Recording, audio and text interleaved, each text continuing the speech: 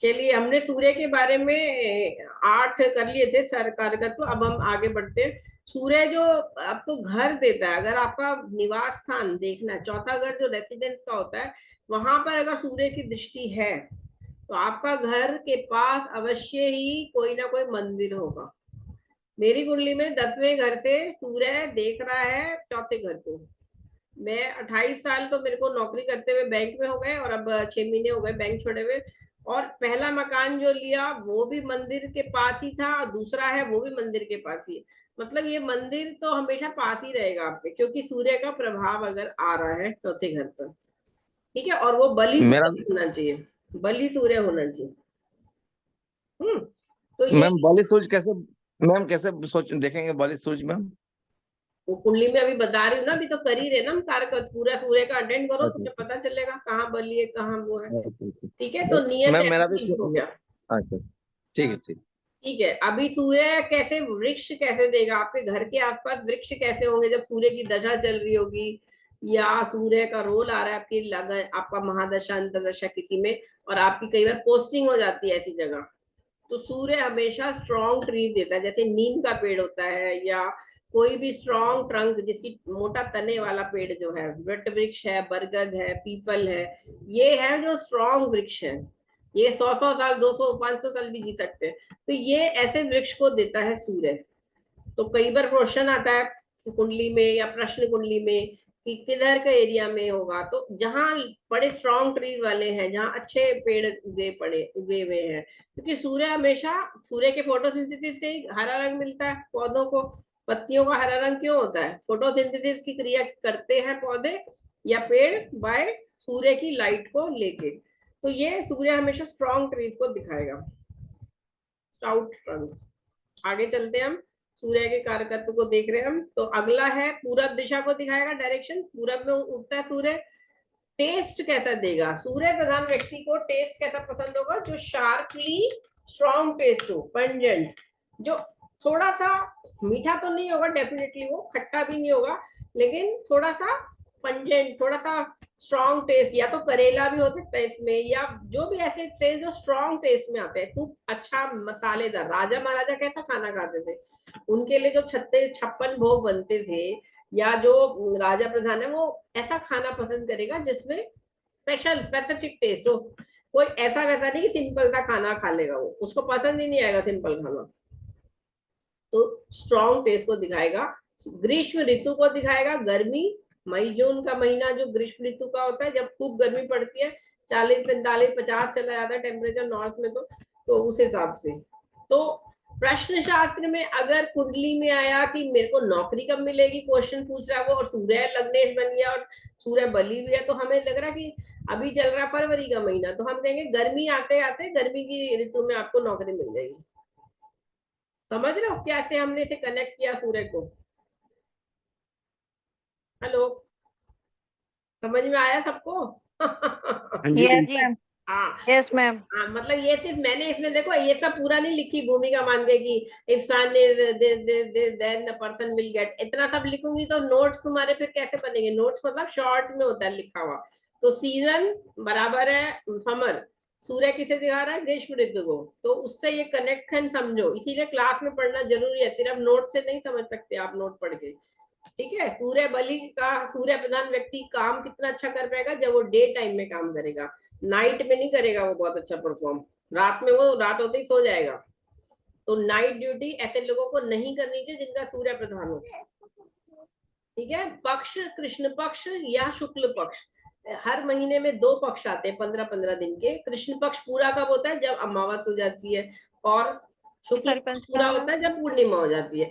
जैसे अभी राखी गई, रक्षाबंधन का होता है वो सावन की पूर्णिमा के दिन होता है, सावन मास जब पूरा होता है पूर्णिमा के दिन। तो दो दो पक्ष 15 15 दिन के होते हैं। तो पक्ष में सूर्य प्रधान व्यक्ति डार्क हाफ यानी कृष्ण पक्ष में वो अच्छा परफॉर्म कर लेगा, क्योंकि सूर्य है तो एक मेलेफिक, मेलेफिक प्लैनेट की तरह ही माना जाएगा इसको। तो कृष्ण पक्ष में मेलेफिक प्रधान होते हैं। मेलेफिक मतलब जो भी पाप ग्रह है, जो भी बहुत सौम्य ग्रह नहीं है, वो अच्छा परफॉर्मेंस दे देते हैं जब पक्ष कौन सा चल रहा हो, कृष्ण पक्ष। तो आपका काम बन जाएगा। बिजनेस डील कब हो जाएगी? अभी चल रहा है शुक्ल पक्ष का चौथा चतुर्थ तिथि चल रही है। जैसे आज तीज है, आज कृष्ण पक्ष की तीज है, कुछ लोग आज इसे चतुर्थी भी ले रहे हैं, तो डिपेंड कर रहा है। तो उसके हिसाब से आपको पक्ष देखना, कृष्ण पक्ष होते होते पूरा हो जाएगा काम। मतलब अगले 12 दिन में आपको काम हो जाएगा, आपकी डील हो जाएगी 12 दिन में, क्योंकि कृष्ण पक्ष चल रहा है और सूर्य का रोलर है। स्ट्रेंथ इन अयन, अयन मतलब एक साल के 6 महीने 2 अयन होते हैं, मतलब एक 6 महीने उत्तरायण का होता है सूर्य, और 6 महीने दक्षिणायन का होता है। क्योंकि दक्षिणायन एक सारे मेलेफिक से माना गया कि उसमें वो बली हो जाते हैं। तुम अभी पूछ रहे थे ना किशोर कैसे देखेंगे, तो ऐसे देखेंगे सूर्य, सूर्य कौन से उसका है कुंडली में, कौन से अयन का है, कौन से पक्ष का है, और कौन से दिन का बर्थ है, रात का बर्थ है। कहाँ गया किशोर? हेलो किशोर, ये समझो इसको, ये बलि देखने के हाँ लिए। मैम। हाँ ये समझो इसे कि हम कि बलि कैसे देखेंगे। स्ट्रेंथ देखो, सूर्य जो कुंडली में है किस दिन का बर्थ है। अगर द्वितीया का बर्थ है और द्वितीया में वो कृष्ण पक्ष का बर्थ है, तो वो, और फिर कुंडली में बैठा भी कहाँ है, 10वें घर में बैठा है, दिग्बली हो गई। 10वां घर अभी मैं आगे बता रही हूँ, दिग्बली कहाँ होता है, हर ग्रह एक घर में दिग्बली होगा। तो सूर्य दिग्बली होता है हाँ 10वें घर जैसे में। 10 बलि होता है। ठीक है, तो ये देखो, ये मैम इसमें 31वां पॉइंट जो है, 31वां पॉइंट देखो, ये भी स्ट्रेंथ दिखा रहा है। सूर्य की स्ट्रेंथ देखनी है तो ये 4 पॉइंट आपको देखने पड़ेंगे। पहला कि सूर्य कौन से घर में, अगर 10वें घर में है तो बहुत बढ़िया है, दिग्बली है। और फिर इसमें ये देखो कि वो दिन का बर्थ है, रात का बर्थ है। अगर दिन का बर्थ है तो वो बलि सूर्य हो गया। फिर पक्ष देख लो, कृष्ण पक्ष का है तो बलि हो गया। और फिर आयन देख लो, दक्षिणायन का बर्थ है, मतलब 15 जुलाई से 15 जनवरी तक के बीच का बर्थ है, तो वो बलि हो गया। मैम वो हट गया आपको ये स्लाइड जो। नहीं, और लोगों मैम को दिख रही है? मैम ये पूछना था कि कृष्ण पक्ष और शुक्ल पक्ष दो होते हैं, तो शुक्ल पक्ष को अच्छा माना जाता है, तो फिर स्ट्रेंथ में कृष्ण पक्ष क्यों आएगा, डार्क क्यों आएगा? सूर्य तो रोशनी देता है ना। रोशनी देता है, लेकिन एक मेलेफिक प्लेनेट है वो, एक पाप ग्रह ही अच्छा। माना जाता है उसे। तो इस, क्योंकि सूर्य जला देगा ना, सूर्य की जो रोशनी देखो एक लेवल तक अच्छी है। अगर आप सूर्य को डायरेक्ट आंखों से देखोगे तो अंधे हो जाओगे, या फिर आपको हम्म। अल्ट्रावायलेट रेस पड़ेगी तो आपको स्किन पिगमेंटेशन प्रॉब्लम हो जाएगी। अगर एक्सट्रीम सूर्य के उसमें जाते हो, अब दोपहर के 2 बजे गर्मियों में, मई जून की गर्मी में, है ना, लू लग जाएगी। तो वो सब तरह से वो मेलेफिक है, मेलेफिक प्लेनेट है, इसीलिए। तो ये इसके बल बताए गए कि सूर्य बलि कब होगा। तो ये सब मान के चलो, जब कुंडली में देख लेते हो तो बलि सूर्य। और इसके अतिरिक्त दृष्टि पे हम आएंगे, जब हम ग्रहों की दृष्टि देखेंगे, कौन सा ग्रह किसको देख रहा है। अब सूर्य पे मान लो शनि की दृष्टि है, और शायद मैंने तुम लोगों को स्टोरी बताई थी सूर्य और शनि की, बताई थी ना कि नहीं बताई थी?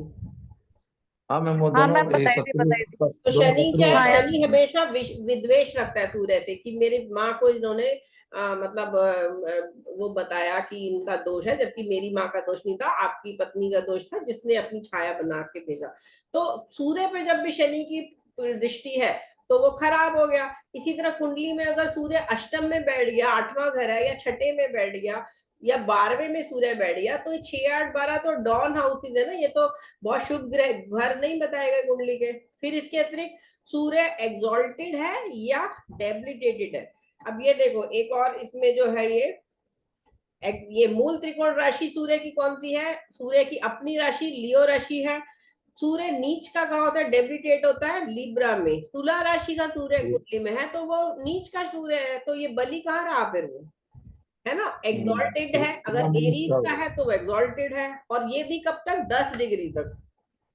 तो हर ग्रह की आपको डिग्री याद करनी पड़ेगी कि किस राशि में कितनी डिग्री तक वो एग्जॉल्ट करता है और कितनी डिग्री तक वो नीच का हो जाता है या डेबिलिटेट होता है। और ये जो एग्जॉल्टेशन और डेबिलिटेशन डिग्री होती है मैम सेम होती है बिल्कुल। और राशियां भी एक दूसरे के अपोजिट होती है, मतलब 7वीं राशि ही देखनी है, जो एग्जॉल्टेशन की राशि है उससे 7वीं राशि में वो नीच का हो जाएगा। समझ रहे हो बात, हर ग्रह। लेकिन यहाँ पे तुम्हें सिर्फ ये याद रखना है कि ये किस राशि में उच्च का हो रहा है। तो सूर्य किस राशि में उच्च का होता है, मेष राशि में। मेष राशि में क्यों उच्च का होता है, क्योंकि मेष मंगल की राशि है, मंगल सेनापति है, और सेनापति और राजा सेनापति तो राजा के अकॉर्डिंग ही काम करता है ना, उसका सबसे पहला काम राजा जो आदेश देगा वो सेनापति को देगा कि अब वॉर करनी है या किसी के साथ मित्रता करनी है, वो अपने सेनापति के थ्रू ही प्रोटेक्ट कराता है ना अपनी प्रजा को। काम तो बेसिकली राजा का है, लेकिन राजा खुद थोड़े ना लड़ने जाता है लड़ाई में सीधा, वो पहले सेनापति ही जाता है। अगर सेनापति मर गया तब जाके राजा जाएगा। तो बेसिकली उच्च का मंगल की राशि में सूर्य उच्च का हो जाता है जब वो 10 डिग्री तक होता है। इसका मतलब कुंडली में अगर आप देखोगे कि मेष राशि में सूर्य बैठा हुआ है और वो 8 डिग्री का है, ठीक है, और सपोज मान लो वो 10वें घर में भी है, दिग्बली भी हो गया, फिर उसका अयन और प्रक्ष और रात्रि बलि दिन बलि भी देख लिया दिन है, तो ये सारी चीजें जब हो गई तो वो 100% बलि हो गया। लेकिन इनमें से एक भी चीज जैसे कम हुई और कम हुई तो वो उस हिसाब से उसकी उसकी ऊर्जा या उसकी स्ट्रेंथ कम हो रही है। समझ रहे हो? मैम जैसे कि सूर्य दिग्बली हुआ मैम और डिग्री वाइज कमजोर हुआ तो फिर वो वीक हो गया ना मैम। बिल्कुल बिल्कुल। अब मान लो कि लेकिन अगर मेष राशि में 10 डिग्री के बाद का है, 12 डिग्री का सूर्य है कुंडली में मेष राशि में, तो वो एग्जॉल्टेशन राशि में तो है, लेकिन वो जो 100% एग्जॉल्टेशन का फल देना वो 10 डिग्री के बाद नहीं देगा, वो अपने 80% ही फल देगा। इसीलिए ऊहापोह पटु बोला है। जब भी आप इतनी सारी चीजें पढ़ोगे तो आपको बैलेंसिंग करनी आनी चाहिए ना, कि कितने में कितना फल देगा कोई भी ग्रह। अब वो 10 डिग्री तक है तो अच्छा दे रहा है, 10 से 12-15 पे जा रहा है, 18 पे जा रहा है, तो 20 पे जा रहा है, तो वो थोड़ा कमजोर हो गया एज कम्पेयर टू 10 डिग्री तक का जो सूर्य है मेष में। ठीक है, नीच का मैम है सूर्य उसका उल्टा।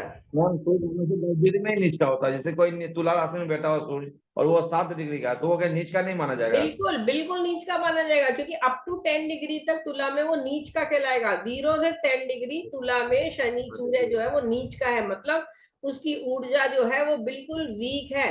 बिल्कुल आप ये देखो, हर साल 15 अक्टूबर से 15 नवंबर तक का जो पीरियड है उसमें सूर्य तुला राशि के होते हैं उस समय।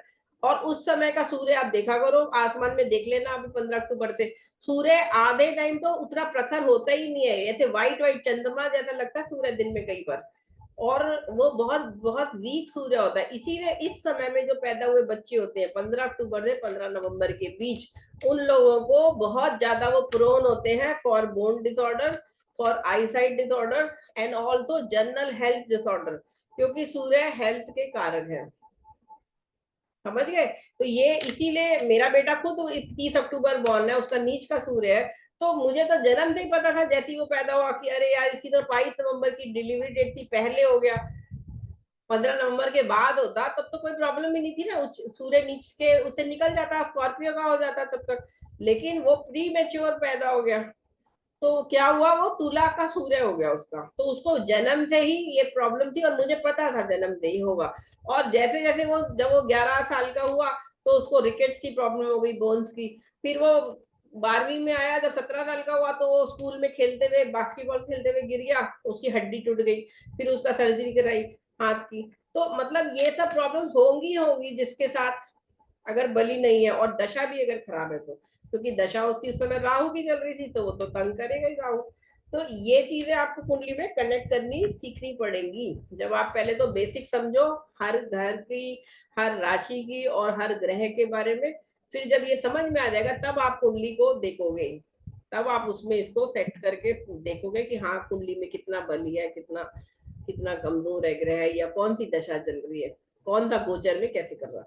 लेकिन ये तुम लोगों को डर थोड़ा लग रहा होगा कि इतनी सारी चीजें कैसे याद करेंगे, लेकिन याद हो जाएंगी धीरे धीरे। अभी तो पहला ही महीना है सीखने का, साल भर इसीलिए तो लगेगा बेसिक पढ़ने में आपको, या 6 महीने में मैम एक चीज लगेंगे पढ़ने में। पूछ रहा था मैम। हेलो बोलिए।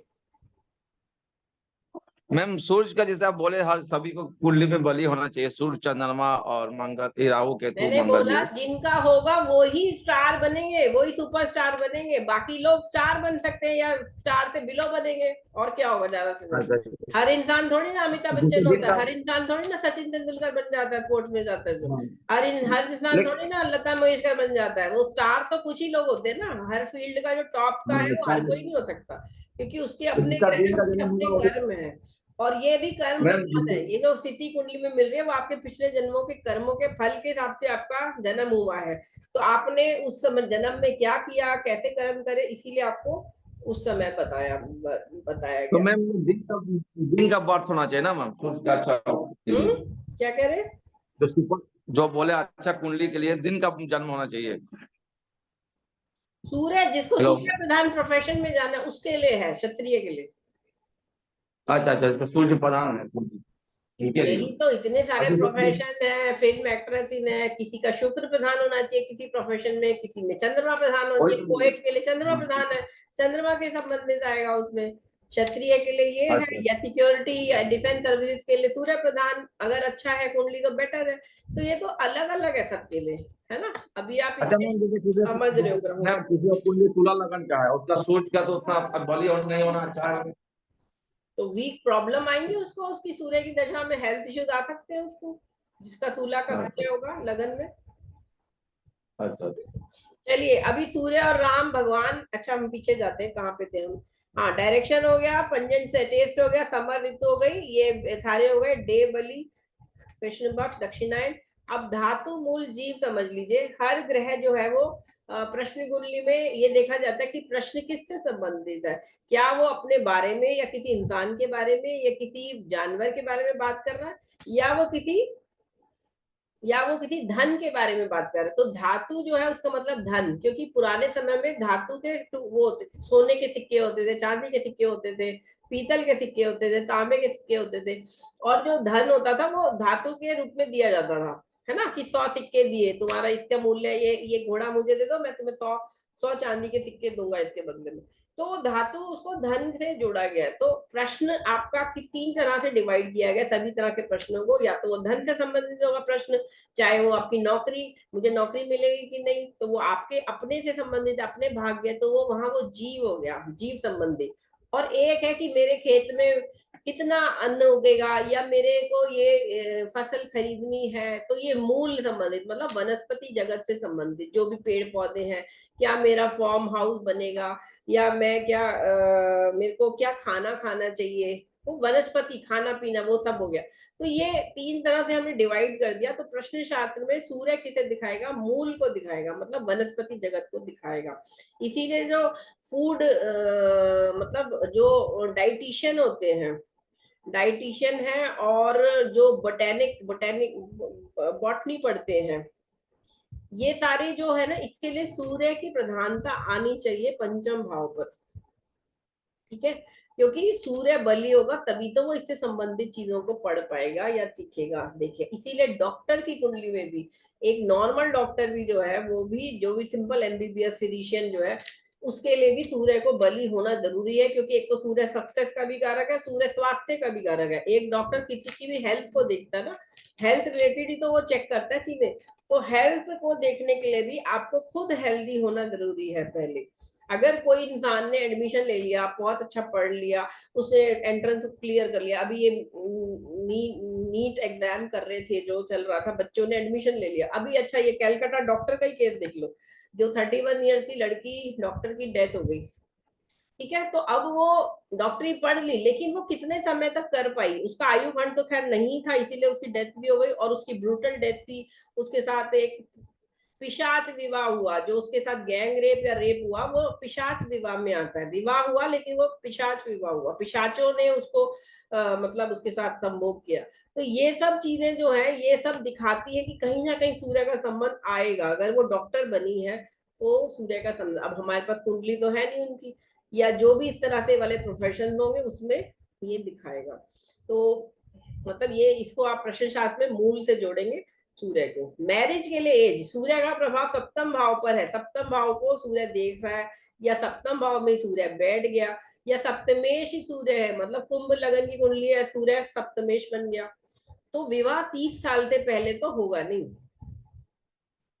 सूर्य के लिए जो एक नॉर्मल एज बताई गई है विवाह की, मतलब वो 30 साल का होते होते विवाह करेगा। हाँ, ये बात अलग है, बृहस्पति देख रहा है पंचम दृष्टि से, सप्तम दृष्टि से, चंद्रमा वीनस भी बैठ गए, तो ऑब्वियसली ये शुभ ग्रह जो है वो थोड़ा सा उसकी उम्र को 30 से आगे कर लेंगे, जब शुभ ग्रह देखेंगे तो। अगर नहीं देख रहे, कोई प्रभाव नहीं है किसी और ग्रह का, सिर्फ सूर्य का रोल आ रहा है, तो वहां पे विवाह 30 साल की उम्र के करीब होगा। प्लस माइनस 2-3 महीने आगे पीछे ले सकते हैं, बट एवरेज 30 साल मानी जाएगी। पंच तत्व, हर ग्रह एक पंच तत्व को दिखाएगा। राहु केतु को छोड़ दीजिए, राहु केतु किसी तत्व को नहीं दिखाएंगे क्योंकि वो खुद में ग्रह है ही नहीं फिजिकली। तो यहाँ ये अग्नि तत्व को दिखाएंगे। सूर्य के अंदर फायर है ना, अग्नि, तो ये अग्नि तत्व को दिखाएंगे। जेमस्टोन, कई लोग बोलते हैं हमें गाइड करिए, हमें क्या पहनना चाहिए। वैसे तो जेमस्टोन आपका भाग्य तो बदल नहीं सकते, ठीक है, लेकिन ये है क्योंकि अगर आपके कर्म अच्छे नहीं है तो आप कुछ भी पहन लो, कुछ नहीं होगा। पांडवों ने भी, पांडव भी राजकुमार थे, भगवान राम भी राजकुमार थे, कृष्ण भी राजकुमार थे, लेकिन अपना अपना भाग्य था। तो वो क्या रूबी और ये सब नहीं पहने होंगे, लेकिन उनको जाना ही पड़ा बनवास। तो रूबी जो माणिक है, हिंदी में माणिक कहते हैं, अंग्रेजी में रूबी कहते हैं। तो जेमस्टोन सूर्य का बताया गया रूबी, माणिक, और इसको पहनने दे। अब आप ये नहीं कि कोई भी पहन सकता है, सिर्फ लग्नेज जिसका हो वो पहने। अदरवाइज मैंने ये देखा है कि रूबी पहनते ही आपकी मैरिटल लाइफ में प्रॉब्लम आने लग जाती है, क्योंकि सूर्य एक सेपरेटिव प्लेनेट है विवाह के लिए। क्योंकि आप लोगों ने कुंती की कथा तो सुनी है, सूर्य पुत्र कर्ण की सुनी है, कि सूर्य को उसने आह्वान किया तो वो गर्भवती हो गई और फिर उसके पुत्र हो गया शादी से ही पहले। तो इसीलिए सूर्य की पूजा जनरली लड़कियों के लिए, अविवाहित लड़कियों के लिए अच्छी नहीं बताई गई है, क्योंकि वो उनको डिफेम दिला सकती है। क्योंकि मैरिज के लिए, मैरिज रिलेटेड मैटर्स के लिए सूर्य बहुत ज्यादा पाप ग्रह देता है, क्योंकि सूर्य ईगो देता है आपको, ईगो के कारण आपका विवाह खंडित हो सकता है। तो सूर्य डोमिनेंस देता है। इन सब चीजों के लिए कारण कई लोग सोचते हैं कि हाँ हम रूबी पहन ले, हमें राइज मिल जाएगा, गवर्नमेंट में राइज मिल जाएगा। ऐसे ही नहीं पहन लेना, सिर्फ जिसका लियो लगन हो बस वही पहने, अदरवाइज तो कोई ना पहने रूबी मेरे हिसाब से। और अगर लड़की है और शादीशुदा नहीं तब तो बिल्कुल ही ना पहने अभी, ठीक है। चलिए अभी बस 10 मिनट रह गए तो अपन इसको पूरा करते हैं। पूरा वैसे मैंने के लिए सूर्य की एक दृष्टि है पूर्ण दृष्टि, सप्तम दृष्टि, यानी अपने से सातवें घर को ये पूर्ण पूर्ण पूर्ण दृष्टि डालेगा, अपने से सातवें घर को। तो हर ग्रह की सप्तम दृष्टि पूर्ण दृष्टि है, तो सूर्य की भी पूर्ण दृष्टि सातवीं है। सूर्य भगवान राम, अगर सूर्य की दशा चल रही हो तो किस देवता की भक्ति करनी चाहिए? या तो आप भगवान सूर्य की करिए भक्ति, सूर्य का मंत्र लीजिए, 108 बार पाठ कीजिए। किसी भी 12 साल से ऊपर के बच्चे या बालिक के लिए वह सूर्य का 108 बार मंत्र करना ही मिनिमम करना पड़ेगा। कई लोग मुझे बोलते हैं हम 27 बार कर ले, हम 36 बार कर ले, कोई फर्क, कोई फल नहीं मिलेगा जब तक आप 108 बार नहीं करोगे मंत्र को, और वो भी श्रद्धा से। और वो भी सूर्य के लिए तो आपको सनराइज के with in half an hour करना चाहिए। अगर चलो हाफ एन आवर भी ना भी 1 आवर में कर लो, लेकिन ऐसे नहीं कि आप किसी भी वक्त कोई भी मंत्र करोगे तो आपको फल मिल जाएगा। और इसके अतिरिक्त आप भगवान राम की भक्ति कर सकते हैं। राजा भगवान राम सूर्यवंशी थे, तो भगवान राम की भक्ति भी फल देती है। तो सूर्य ऐसी दशा में अगर पीड़ा चल रही है तब आप ये करेंगे तो आपको फायदा होगा, ठीक है। इसके अतिरिक्त ये एक पाप ग्रह है, मेलेफिक है, स्पेशली मैरिज रिलेटेड चीजों में। रंग किसको दिखाएगा? Blood red. सूर्य के प्रभाव वाला व्यक्ति का मुख पर एक हल्की लालिमा हमेशा रहेगी।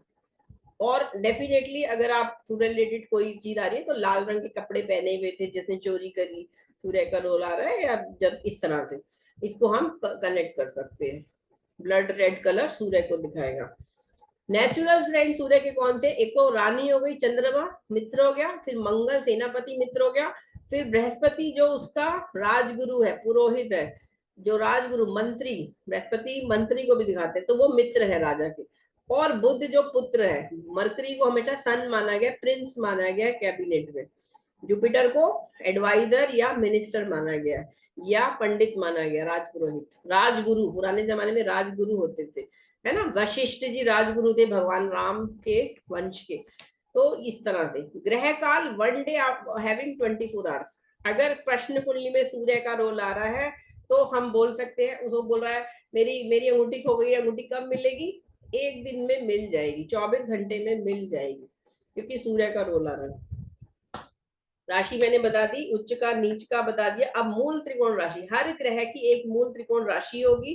तो सूर्य की मूल त्रिकोण राशि लियो राशि ही है, जो कि लियो मतलब सिंह राशि, उसमें अप टू पहली 20 डिग्री, मतलब मूल त्रिकोण राशि में पहले 20 डिग्री में अगर सूर्य बैठा है तब वो कहलाएगा मूल त्रिकोण राशि के फल देगा।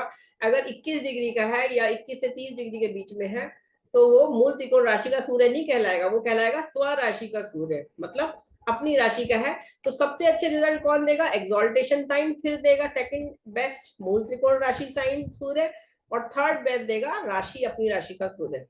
और फिर उसके बाद आपके दूसरे और फ्रेंडली प्लेनेट कर्क राशि में, तो फ्रेंडली मतलब जुपिटर की राशि में सूर्य बैठा है तो फ्रेंडली प्लेनेट की राशि में हो गया, है ना, इस तरह से वृश्चिक में बैठ गया तो फ्रेंडली प्लेनेट की राशि में बैठ गया।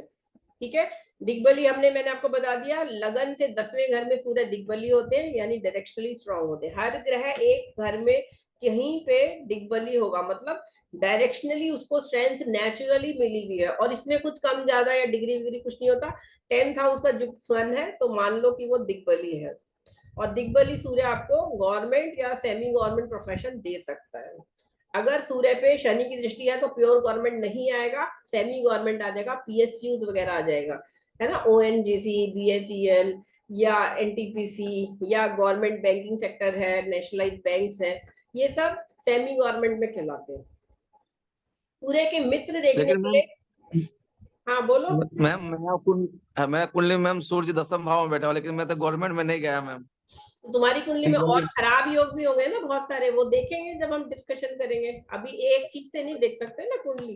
कुंडली में सारी कुंडली नव ग्रहों से देखी जाएगी, 12 घर देखे जाएंगे, 27 नक्षत्र देखे जाएंगे, 12 राशियां देखी जाएंगी, उन सबको मिला के आपका फाइनल प्रेडिक्शन बनेगा। एक ग्रह से कभी भी कुंडली नहीं देखते।